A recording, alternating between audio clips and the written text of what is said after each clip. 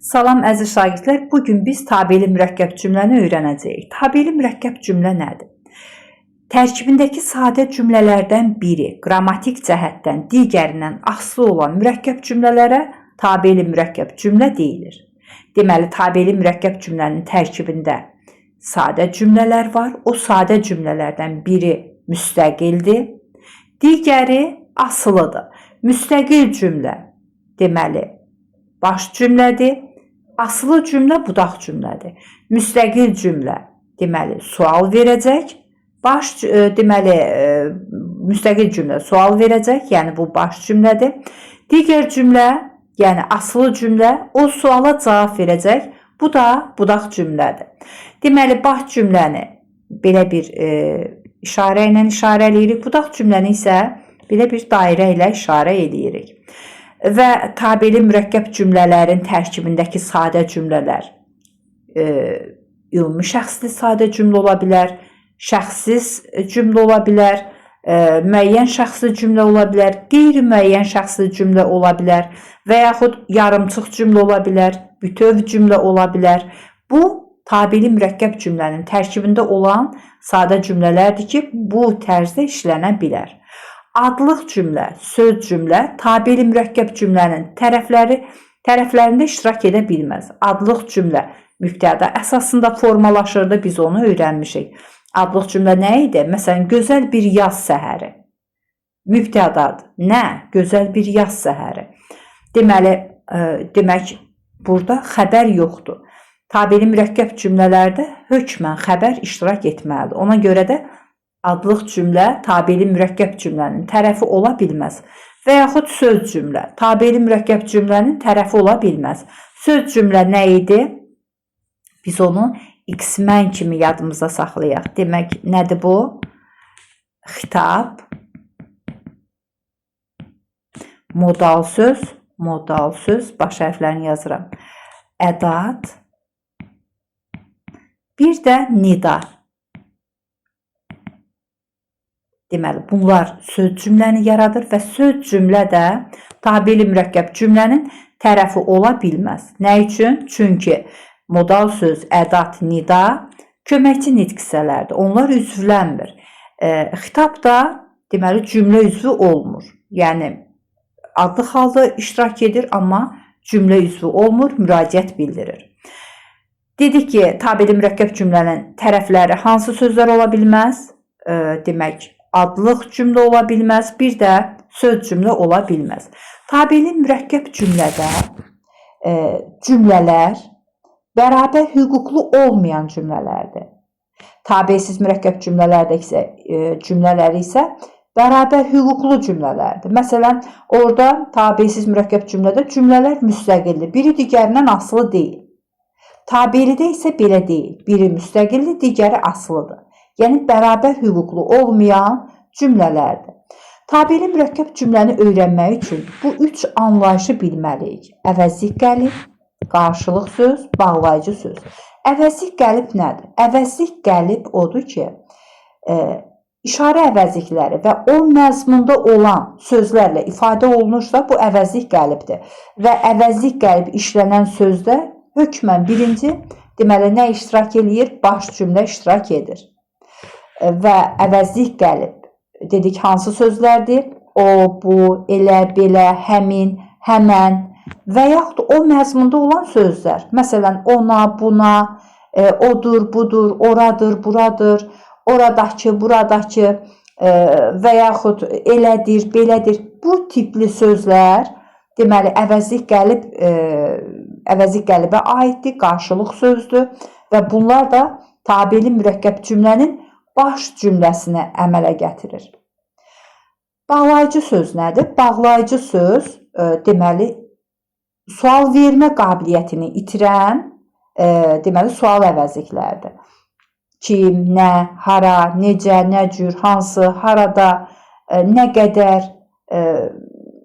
bu tipli sual əvəzlikləri, sual vermək deməli funksiyasını itirən sual əvəzlikləridir ki, bağlayıcı sözü əmələ gətirir və bağlayıcı söz sözdə Birinci gələn nədir? Budaq cümlədir. İkinci gələn baş cümlədir. Əvəzlik qəlibdə nədir?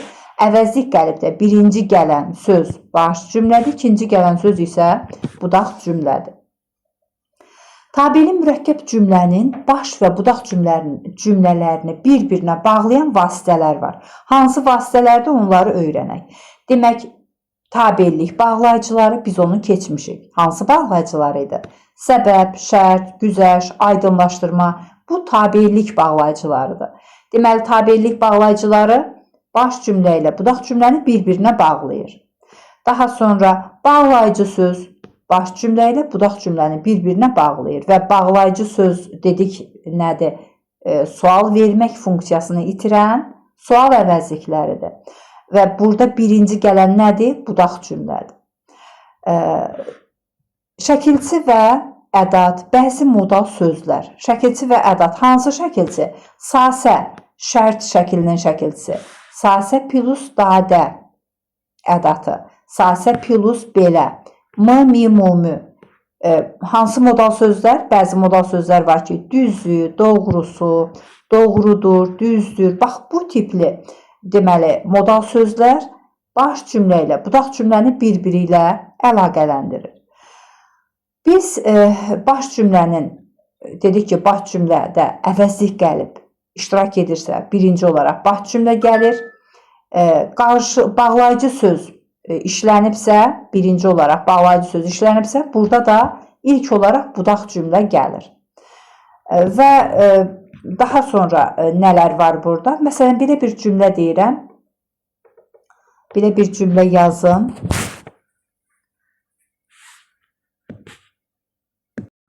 Belə bir cümləyə baxaq. O da məlumdur ki, uşaqlar evdə yaxşı çalışır. O da məlumdur ki, nə məlumdur? Sual verdim. Nə məlumdur? Uşaqlar evdə yaxşı çalışır. Uşaqların evdə yaxşı çalışması məlumdur. Deməli, birinci cümlə sual verdi. Demək, bu baş cümlədir. İkinci cümlə suala cavab verdi. Yəni, nə məlumdur? Uşaqların evdə yaxşı çalışmağı. İkinci cümlə, deməli, budaq cümlə oldu. Deməli, mən necə qururam modeli? Birinci gəlir baş cümlə. Buradan çəkirəm. Birinci gəldi baş cümlə. İkinci gəldi budaq cümlə və o həmişə baş cümləyə doğru yönəlir. Və baş cümlədə buraxılmış bir üzv var. Hansı üzvdür? O üzv budaq cümlədə öz yerini tapır. Məsələn, nə məlumdur? Uşaqların evdə yaxşı çalışmağı. Mübtəda buraxılıb və bu mübtəda da budaq cümlədə yerləşib. Deməli, bu necə cümlə oldu? Mübtəda budaq cümləsi oldu. İkinci cümləyə baxaq. Onu bilirəm ki, yaxşı öyrənən yüksək nəticə əldə edəcək. Nəyi bilirəm? Sual verdim. Nəyi bilirəm? Onu bilirəm ki, nəyi bilirəm? Yaxşı öyrənən yüksək nəticə əldə edəcək. Deməli, nəyi sualına cavab verən cümlə üzvü hansıdır? Tamamlıqdır. Baş cümlədə tamamlıq buraxılıb, öz əksin, öz yerin harda tapıb? Budaq cümlədə. Deməli, baş cümlədə buraxılmış üzv, budaq cümlədə yerləşir. Və baş cümlə sual verir, budaq cümlə o suala cavab verəcək. O suala əsasən biləcəm ki, bu cümlənin, bu tabeli mürəkkəb cümlənin növü nədir? Deməli, nəyi bilirəm? Yaxşı öyrənən yüksək nəticə əldə edəcəyini bilirəm. Deməli, bu tamamlıqdır. Tamamlıq budaq cümləsidir. Və burada da yenə ilk olaraq baş cümlə gəlib, çünki sual verdim, nəyi bilirəm. Sonra budaq cümlə gəlib və o həmişə baş cümləyə doğru yönəlir. Daha sonra, deməli, tabeli mürəkkəb cümlələrdə ilk olaraq baş cümlə gələ bilər, sonra budaq cümlə gələ bilər. Və yaxud belə bir model ola bilər. İlk olaraq budaq cümlə gələr, sonra baş cümlə gələ bilər. Bu nə zaman olur? Demək, bunu deməmişdən əvvəl tabeli mürəkkəb cümlələrin növlərindən danışaq. Deməli, tabeli mürəkkəb cümlənin bir çox növləri var. Hansı növlərdir? Mübtəda budaq cümləsi, xəbər budaq cümləsi, tamamlıq təyin budaq cümləsi, daha sonra zərflik budaq cümləsi. Zərflik budaq cümləsinin növləri var. Zərfliyin 6 növü var. Hansıları idi? Deməli, tərzi hərəkət zərfliyi, zaman zərfliyi, yer zərfliyi, kəmiyyət zərfliyi, digər adı miqdar zərfliyidir. Daha sonra səbəb zərfliyi, bir də məqsəd zərfliyi. Yəni, budaq cümlələri əmələ gətirir. Daha sonra aydınlaşdırma budaq cümləsi var, qarşılaşdırma budaq cümləsi var.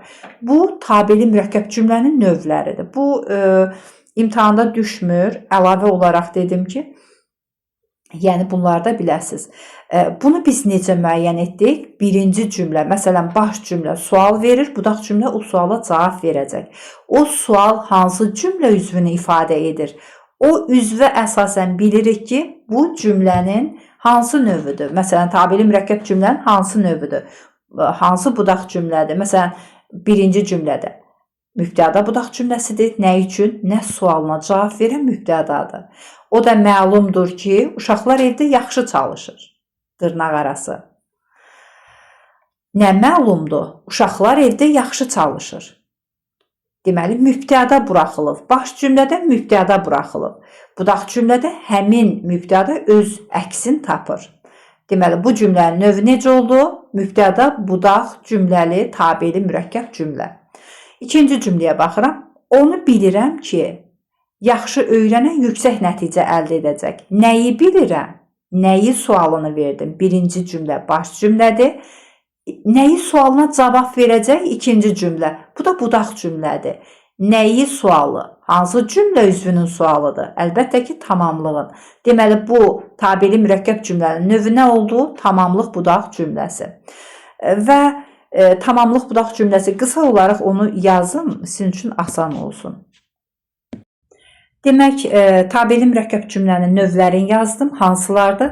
Mübtəda budaq cümləsi, xəbər budaq cümləsi, təyin budaq cümləsi, tamamlıq budaq cümləsi, zərflik budaq cümləsi və zərfliyin 6 növləri hansılardır? Tərzi hərəkət budaq cümləsidir, zaman budaq cümləsidir, kəmiyyət digər adı, miqdar budaq cümləsidir, yer budaq cümləsi, səbəb budaq cümləsi, məqsəd budaq cümləsi və aydınlaşdırma budaq cümləsi, qarşılaşdırma budaq cümləsi. Qarşılaşdırma budaq cümləsinin digər adı qarşılıq güzəşt budaq cümləsidir ki, yəni bu növlər çıxarılıb, əlavə olaraq bunu dedim ki, biləsiniz. Yəni, necə tapırıq? Baş cümlə sual verir, budaq cümlə suala cavab verəcək.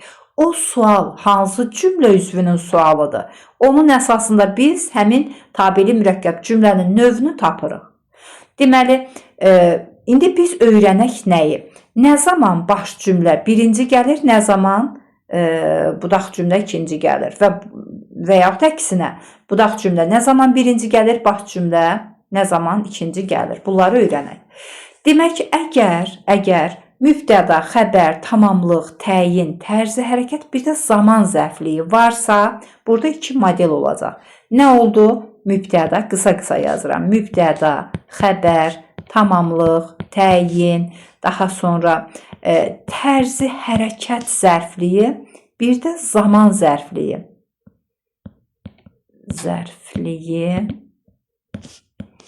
Bir də zaman zərfliyi. Bax, bunlarda 2 model var. Necə? Birinci baş cümlə gələ bilər, ikinci budaq cümlə. Və yaxud bu bir model və yaxud belə ola bilər. Birinci budaq cümlə gələ bilər, ikinci baş cümlə gələ bilər. Deməli, dedik ki, hansı növlərdə, tabeli mürəkkəb cümlənin hansı növündə 2 modellidir? Mübtəda budaq cümləsi, xəbər budaq cümləsi, tamamlıq budaq cümləsi, təyin budaq cümləsi, tərzi hərəkət zərfliyi budaq cümləsi, zaman zərfliyi budaq cümləsi 2 modellidir. Birinci olaraq baş cümlə gələ bilər, sonra budaq cümlə və yaxud birinci olaraq budaq cümlə gələ bilər, sonra baş cümlə gələ bilər. Səbəb budaq cümləsi, məqsəd budaq cümləsinə baxaq. Səbəb budaq cümləsinə baxaq, deməli budaq cümləsinə baxaq, bir də məqsəd budaq cümləsinə baxaq. Bunlar həmişə, deməli birinci nə gəlir? Birinci baş cümlə gələcək, sonra budaq cümlə gələcək. Demək, burada bunu bir sim kart kimi başa düşün. Sim kart. Əvvəl sim kartlar olurdu, pozurdun. Yəni sim kart, səbəb, məqsəd. Kart da düzbucaqlı formasındadır. Deməli, bunun baş cümlənin işarəsi kimi fikirləşin. Sim kartda nə gəlir? Birinci baş cümlə gəlir, ikinci budaq cümlə gəlir. Aydınlaşdırma bağlayıcılı tabeli mürəkkəb cümlələrdə isə 90%, hətta 99% birinci nə gəlir? Baş cümlə gəlir, ikinci budaq cümlə gələcək. Hansında? Aydınlaşdırma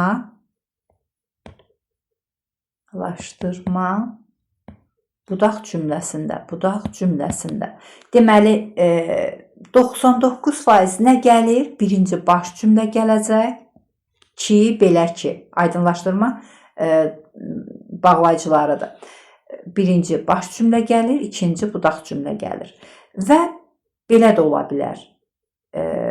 O 1% ki var, budaq cümlə birinci gələ bilər, sonra baş cümlə birinci gələ bilər. Nə zaman olur bu? O zaman olur ki, deməli, təzəcə, yenicə, indicə sözlərindən sonra ki bağlayıcısı gəlirsə, əgər cümlədə anda, əndəni bərpa edə bilirəmsə, onda ikinci modeldir. Yəni, birinci olaraq budaq cümlə gəlir, ikinci olaraq baş cümlə gəlir. Əgər anda, əndəni bərpa edə bilmirəmsə,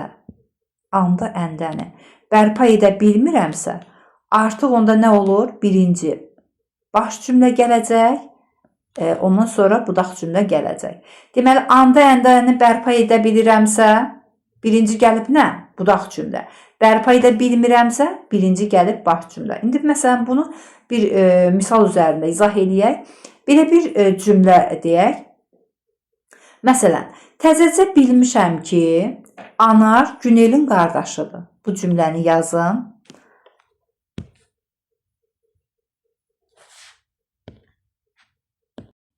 Demək, belə bir cümlə yazdım. Təzəcə bilmişəm ki, Anar Günelin qardaşıdır. İndi sual verirəm. Nəyi bilmişəm?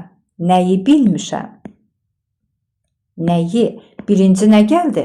Baş cümlə gəldi. Nə üçün? Sual verdi.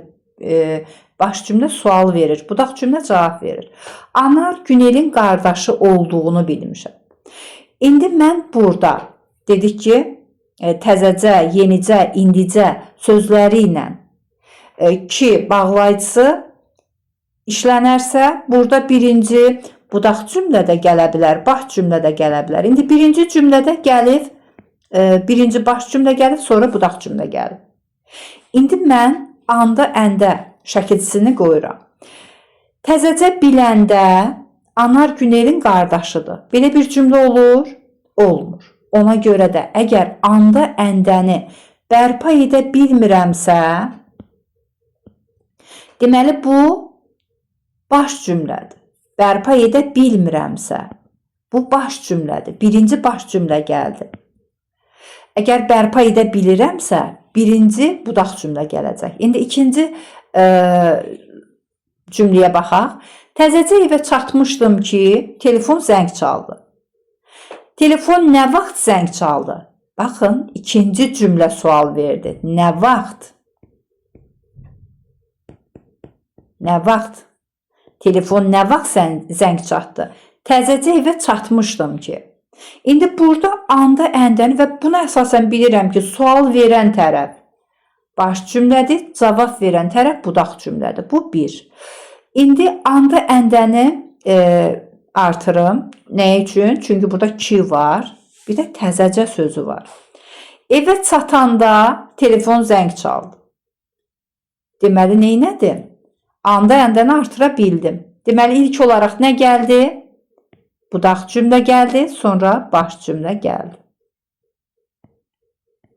Və o həmişə baş cümləyə doğru qoyulur. Nəyi öyrəndik? Öyrəndik ki, aydınlaşdırma əlaqəli tabeli mürəkkəb cümlələrdə 90%, hətta 99% birinci gələn baş cümlədir, ikinci gələn budaq cümlədir. Orada yenicə, təzəcə, indicə sözləri ilə ki bağlayıcısı işlənərsə diqqətli olmalıyıq. Burada iki modelli olacaq. Birinci baş cümlə gələ bilər, ikinci budaq cümlə və yaxud birinci budaq cümlə gələ bilər, ikinci baş cümlə gələ bilər. Bunu necə seçirik? Anda əndə şəkilçisi artırmaqla.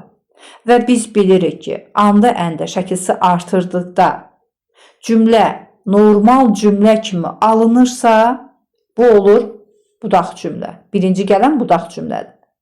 Yox, artıra bilmiriksə, deməli birinci baş cümlə gəlib.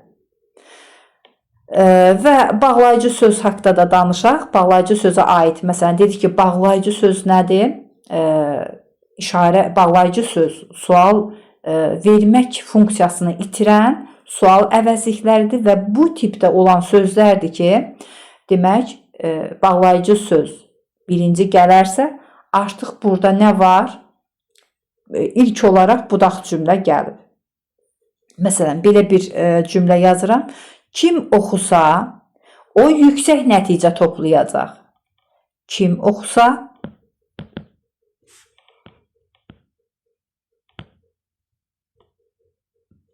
biraz burada yaxşı düşmədi. Deməli, kim oxusa, kim yaxşı oxusa,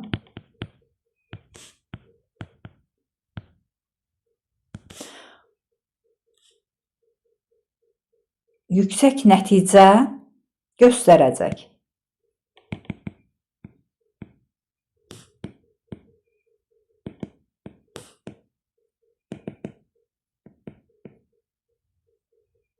Belə bir cümləyə baxaq. İndi sual verirəm. Mən kim oxusa sözünə axı sual verə bilmirəm. Kim yaxşı oxusa sual verib. O sual vermə funksiyasını itirib. Yüksək nəticə göstərəcək. Kim yüksək nəticə göstərəcək? Kim yaxşı oxusa. Deməli, ikinci tərəf sual verdi. Kim yüksək nəticə göstərəcək? Kim yaxşı oxusa? Cavabı verdi, deməli, birinci tərəf. Deməli, ilk olaraq budaq cümlə gəlib, daha sonra baş cümlə gəlib. Və dedik ki, bağlayıcı söz birinci gələrsə budaq cümlədir və bağlayıcı sözü ifadə edən sual əvəzlikləri var ki, o sual şəklini, sual funksiyasını itirib, o sual verə bilmir və bu səbəbdən də o budaq cümlədir. Bağlayıcı söz, deməli, budaq cümlədə bağlayıcı söz işlənir. Dərsimiz bu qədər, əziz şagirdlər. Növbəti dərslərdə görüşənədək sağ olun.